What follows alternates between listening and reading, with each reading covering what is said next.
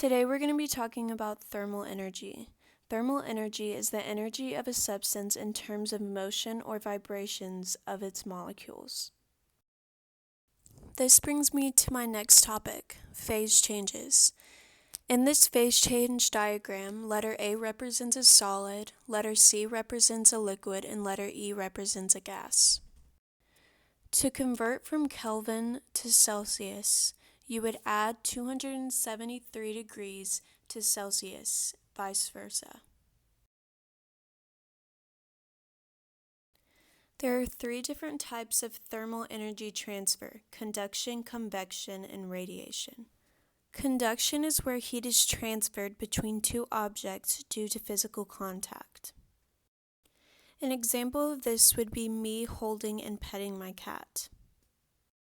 Convection is where a hot part of a substance rises due to its lower density, while the cooler part sinks, creating a cycle that transfers heat upwards. An example of this would be boiling water in a pot on my stove.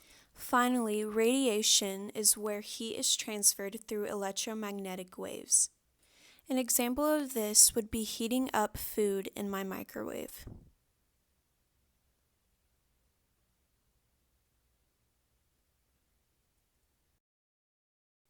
Now we're going to talk about why these thermal heat transfers occur. Conduction occurs because heat flows from the warmer object to the cooler object. This happens until they are both the same temperature. Convection occurs when currents result in differential heating. Less dense materials rise while the denser materials sink. Lastly, radiation occurs when an unstable or radioactive atom disintegrates. Today we have talked about many different things revolving around thermal energy. We have talked about phase changes, how to convert to Kelvin from Celsius, and we have talked about how heat transfers thermal energy. This information can be very helpful in our daily lives.